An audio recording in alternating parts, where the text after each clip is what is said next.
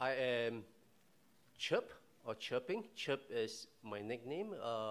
You can call me Chirp or Chirping or Professor Lim if you want.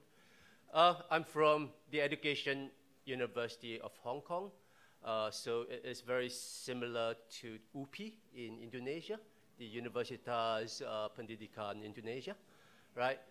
And I am also a visiting professor in the UNESCO Center for Innovations in Higher Education in China, right? So I think it was great that we have a finance policy maker like speaking to us just now. Like just before his speech, I was actually not really looking forward to a finance person speaking. But the thing is, I think it was probably the best speech that I've heard from a finance person because it was really insightful. It really gives us like really deep dive into the Indonesian economy, some of the opportunities and challenges. And it is really in line with what we have been speaking for the last 2 days in ISODEL, right? The whole notion of education 4.0, right? Because if we look at the emerging technologies and the impact that it has on the way we live, the way we work, the way we play, and if we look at the prediction, right, of the Asian Development Bank, right, that by 2050, you would have at least 3 billion Asians, right, actually having the same standard of living as a middle-class family in the Western world, right? So as what Pak Suhasil was trying to say is that there are opportunities, right? This is the Asian century, right? But this is an Asian century with a question mark, right? When we look at the way education have been going in the global context, we could see that there have been a focus from quantity to quality, right? So if you are looking at the Millennium Goals, right, it is about education for all, right? You are building more primary schools, bringing in more students into schools, and as what Pak Suhasil has said, Indonesia have been doing well, right?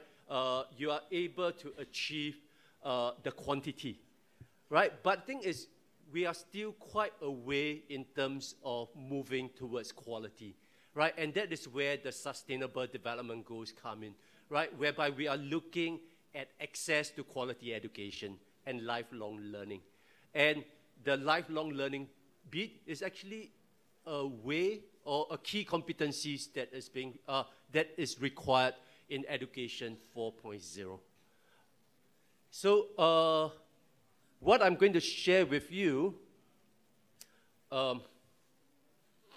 would be a coalition that we have just started that is being funded by the Canadian government, the International Development Research Center, and we have just formed a coalition which is looking at teacher professional development at scale.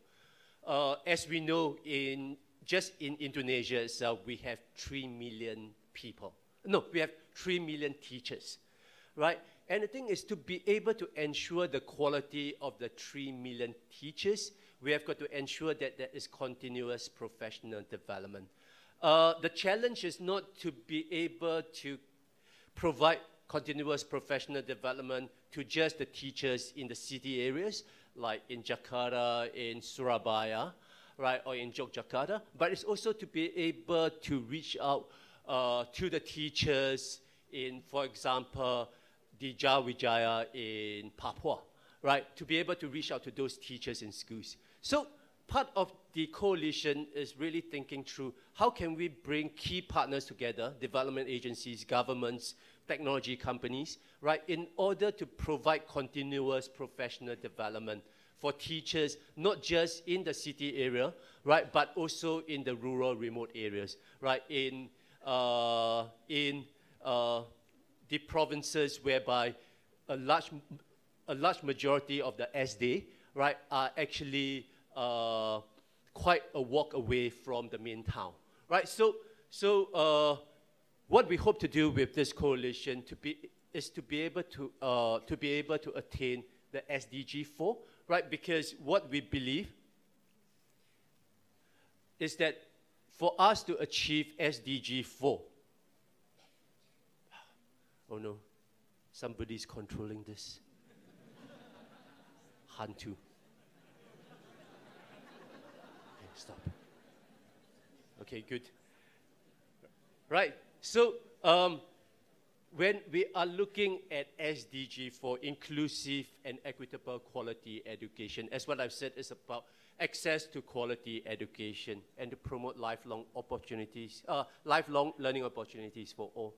And when we are looking at quality education, teachers like us here, right, we do have a pivotal role in ensuring that quality education. Yes, we probably need an ecosystem that will support us in order to provide quality education, right? But the innovations that go into the classroom, the transformation in the curriculum, right, really depends on us as teachers, which means that there is a need to be able to build our capacity, right, in order to provide that quality education and to be able to be lifelong learners ourselves so that we could create that habit of mind for our students to be lifelong learners as well.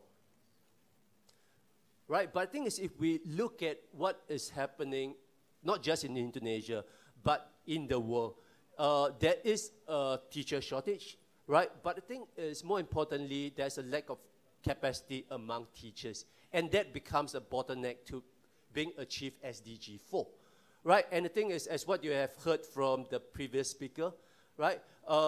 If there is that bottleneck to achieving SDG 4, it is very likely that Indonesia 2045 would not be realized, right? Whereby you have 75% of the population living in the cities, whereby a large percentage are actually living at the middle income standards, right? We probably will not be able to achieve that, right? If we are not able to provide quality education, right, by 2045. If we take a look at, again, what is happening in the world and certain regions, right, you could tell that there is definitely a shortage. And the thing is, a lot of the assisting teachers, they may not even have a pre-service teacher qualification, right? And even if they have a pre-service teacher qualification, right, they may not have in-service teacher professional development opportunities, right? And if you just look at the sub-Saharan Africa region, right, you could actually see that about 1/4 of the secondary school teachers had no formal training at all, right? Think if you compare this to Indonesia, of course, the Indonesia context is much rosier, right? I think since about 10 years back, there have been a policy and an initiative ensuring that all teachers in Indonesia have at least a S1, right? So it's not just like day 1 or day 2, right? But the thing is, they want all teachers, including those in SD, to move towards S1, right? So the need for constant professional development.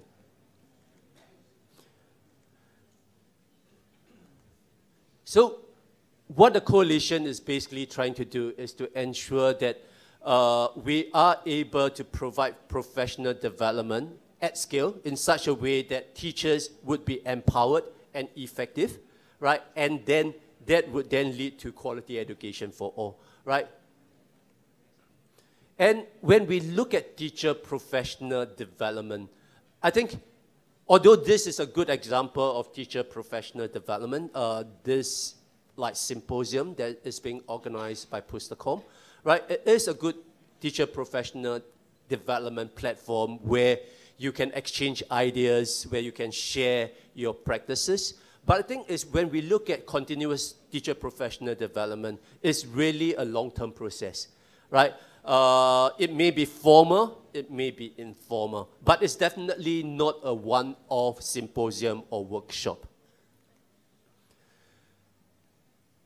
When we try to achieve the quality in teacher professional development.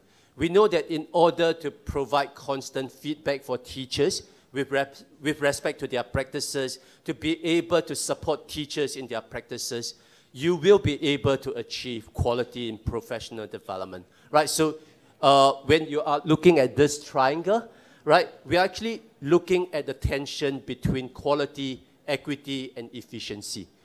So if you are going to train 20, 30 teachers, right, from schools in Kuta, for example, it might be quite easy to achieve quality, right, because you're able to channel expertise and resources in supporting these teachers in building their capacity, right? But the thing is, once you try to create access to this quality, right, because you do not just want teachers in Kuta, right, to be undergoing quality professional development, right? You want to create that access to all teachers in Bali, for example. So as you try to create access, at times there is a compromise to the quality, right? Because now the expertise and experience that you have in the team of professional development trainers, right? They may not be able to go around to different schools or different kapupatan in Bali, right? To be able to give that quality professional development. So equity might be compromised. But just assuming that you are able to achieve quality and you are able to achieve access, means you are able to ensure that all teachers in Bali are able to have quality professional development. At times, there would be cost implications. The finance ministry guy have already said that there is a big allocation of education budget. But the thing is, the education budget is actually not really enough, right, to be able to be building the capacity of 3 million teachers, right, if we are looking at a face-to-face situation. So what we are thinking about is how can we make use of technologies, right, in order to be able to create scale, right? So we want to be able to create access to quality professional development, not just access to professional development. So professional development that would have an impact to teaching and learning practices in schools. Just to give you an example, you probably would have heard of MOOCs, as in Massive Open Online Course.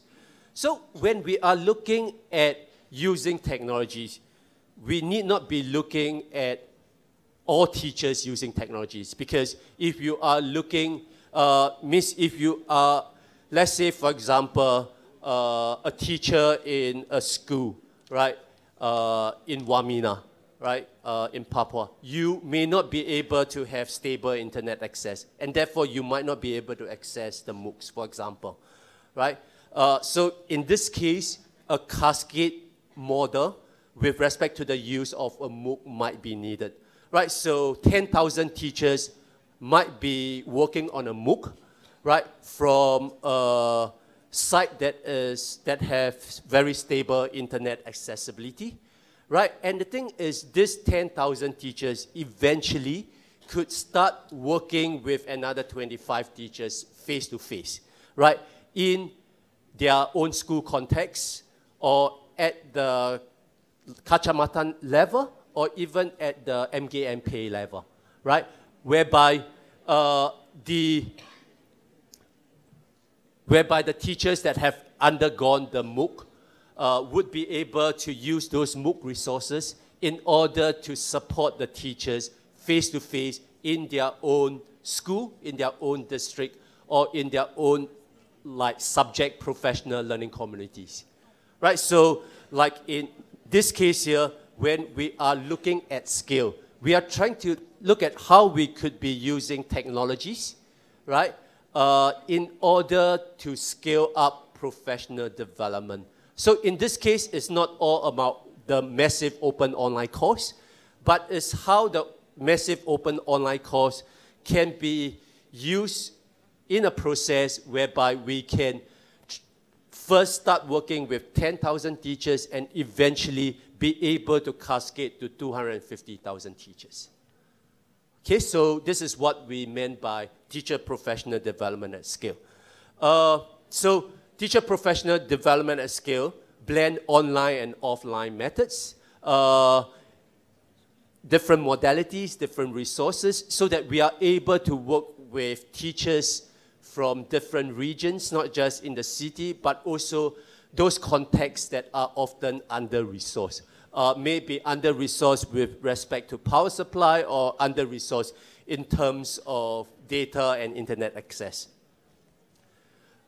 So what I would like to show you conceptually, right, is that when we try to look at being able to reach out to as many teachers as possible, we are actually drawing upon three key concepts, right? The concept of what is effective teacher professional development.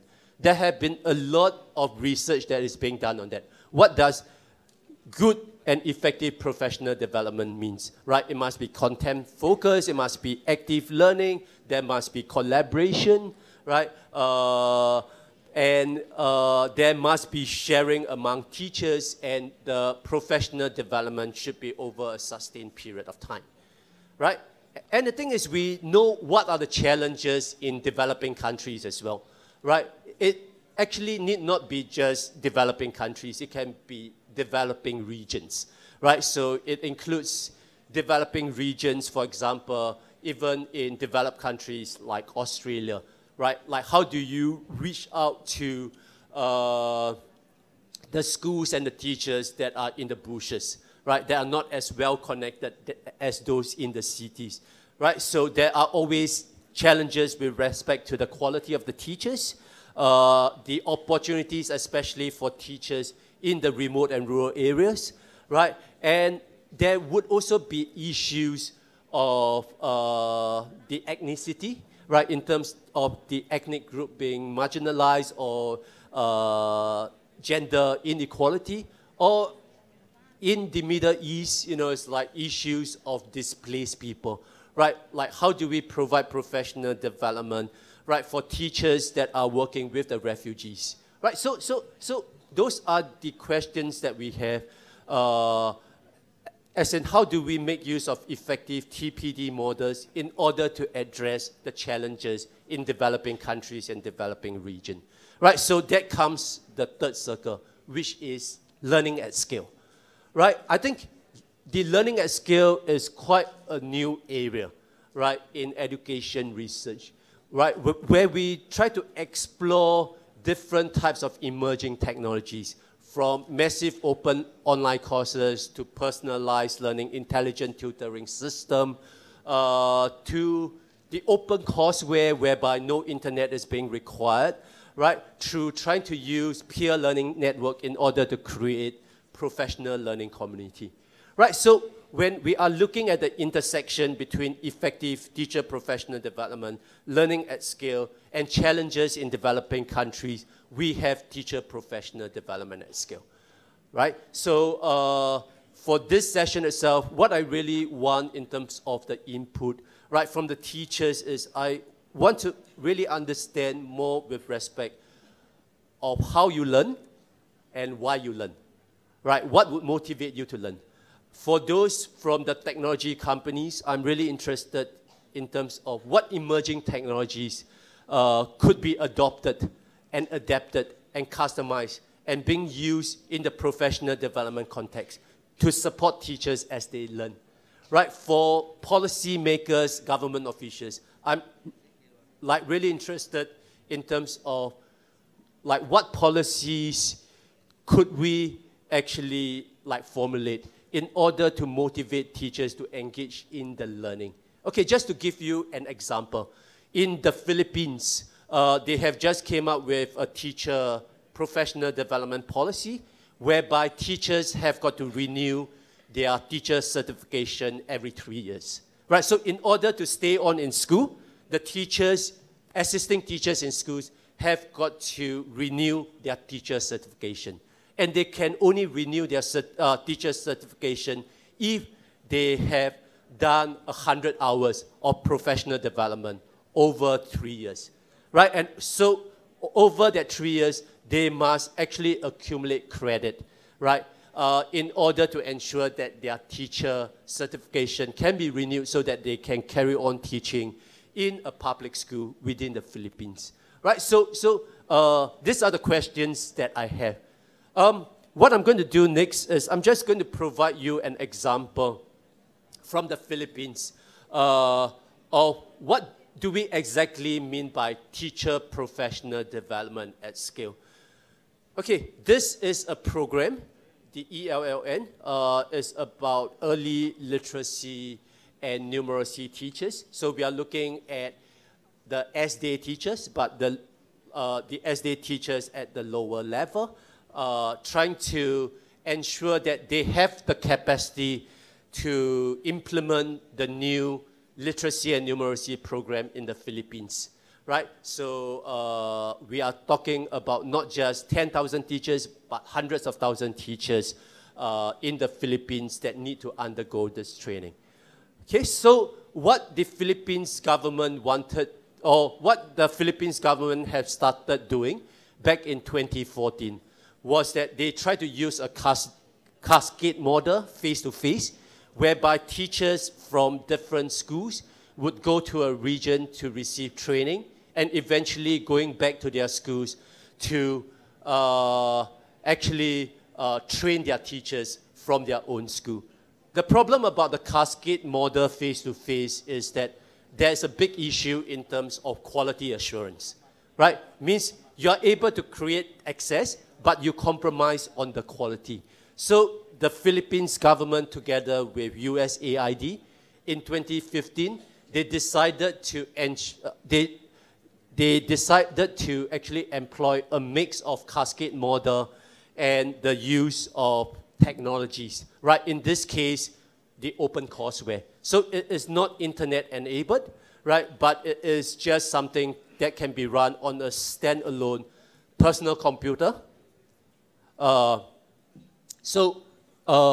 We actually started working with USAID as well as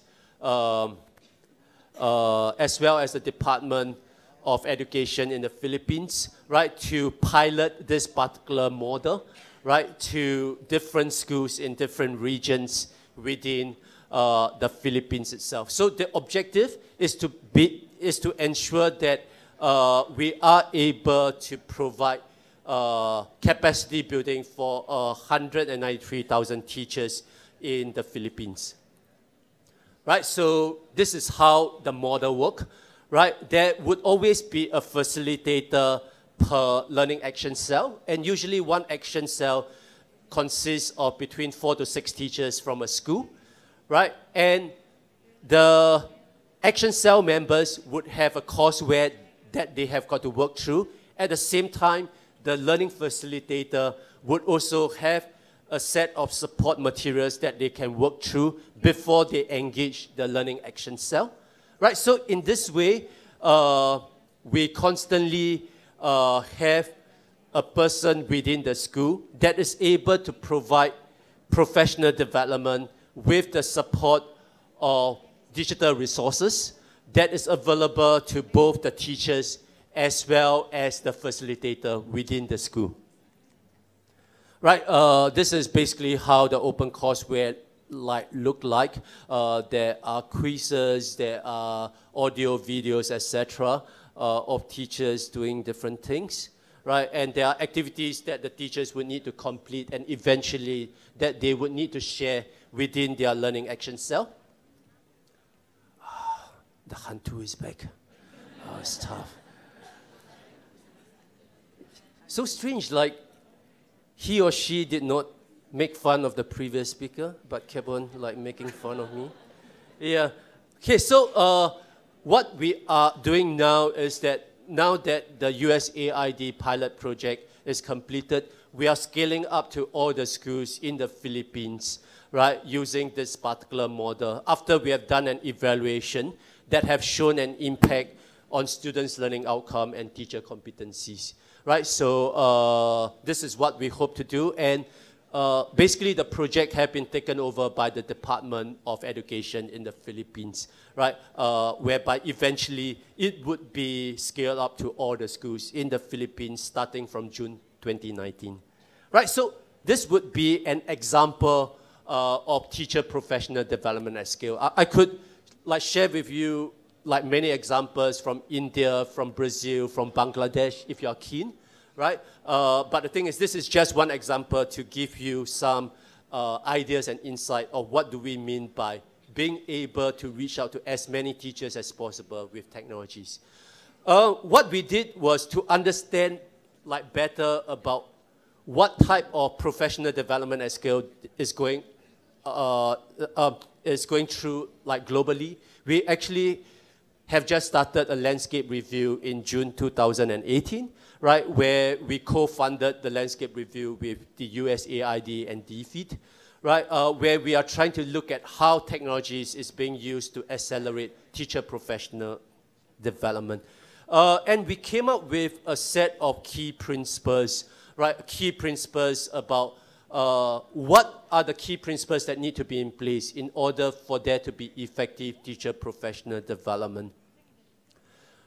And what you could see is that a lot of the key principles actually deal with effective teacher professional development, right? The focus on pedagogy, just-in-time learning rather than just in case, the need for digital resources to be local.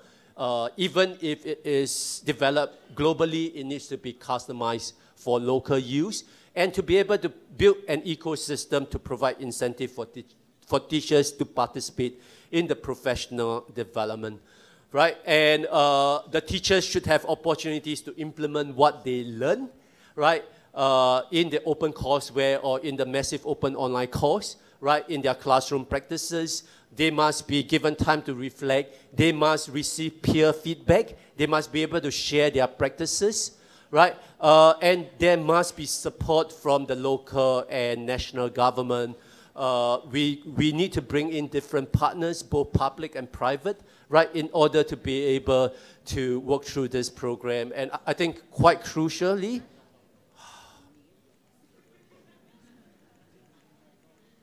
okay, and quite crucially, there is a constant need to like monitor and evaluate, right? Because as long as there is an investment in the teacher professional development program, for the policymakers and the taxpayers, there is a need to provide evidences that that program have been making an impact, right? So there need to be constant monitoring and evaluation upfront.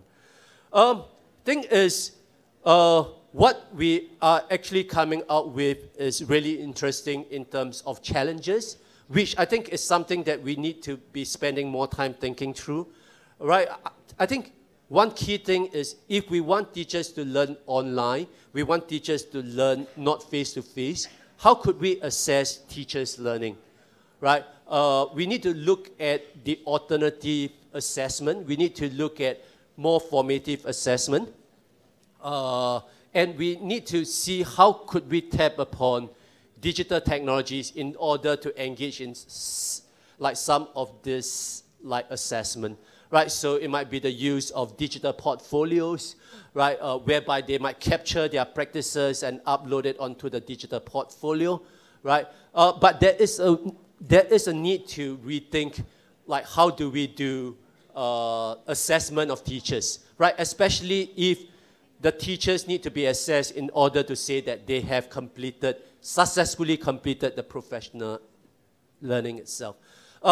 What is really key is that teachers often do not know how to learn online, right? They do not know how to learn with technologies. They might be able to carry out a lesson in a technology-enabled classroom, but at times they do not know how to learn online because teachers are very busy people. They must be a teacher, they must be a father, mother, husband, son, daughter, etc., right? And they have got 24 hours a day, not 48 hours a day. So quite often, teachers need to be supported. They do not have 3 hours per day to learn, right? So like how do we ensure that they are supported as they go through spurts of learning, right, in their work day or in their work week or their work month, right? And teachers are different as well. How do we personalize learning for teachers? They have different competencies level. How do we provide them with feedback so that we are able to much better personalize their learning in terms of key competencies that they need to develop and key competencies that they already have that they may not need to be going through the courseware or going through the online course, right? And of course, teachers need to constantly reflect and manage their own learning process, the whole process of lifelong learning, right? So if they are going to be trying to develop the students' lifelong learning competencies, there's a need for teachers to constantly reflect and manage their own learning process. Teachers must be working within professional learning community. I think in Indonesia, you already, as I said, already have the like the MGMP, right? That is one form of professional learning community. So how could technologies actually support that so-called MGMP? I know that in Indonesia, a lot of MGMP are already on Facebook, which is a good sign, right? Right. But the thing is, how could we have a more systematic way of sharing? And of course, like how do we provide incentive for teachers to engage in professional learning? So these are the issues and challenges that are coming through and that we need to address if we are serious about being able to reach out to all teachers, right, in terms of building their capacity for quality education. I would just want to end with these questions as for the audience here. It's like, how could we like harness upon emerging technologies? How could we use it to address some of these issues and challenges, right? And we know that a lot of these challenges are actually the learning at scale challenges. How can we measure and document the impact of teacher professional development, right? It cannot be just whether teachers enjoy or not enjoy the professional development activities, but could we see any changes in teacher professional development, right? And what are the type of teacher professional development and skill models that are appropriate for developing countries and developing regions? So we would expect that teacher professional development at scale would be very different between, let's say, like Yogyakarta and Papua, for example. Right, so how could we have different models for different countries? So these are the questions that I have, something for you to think about. And with that, thank you very much. This is me, and if you are interested, just drop me an email. Thank you very much. Mr. Lim Cher, you are kindly asked to remain on stage to receive the token of appreciation from Mr. Gugat Suharwato. Mr. Gugat Suharwato, please come forward to present the token of appreciation.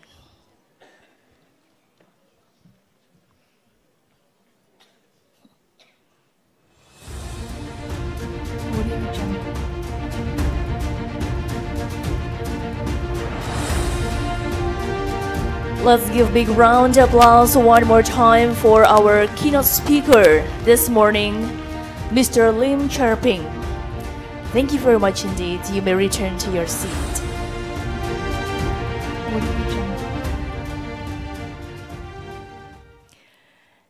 Distinguished participants, ladies and gentlemen, preceding our agenda this morning, we would have plenary 5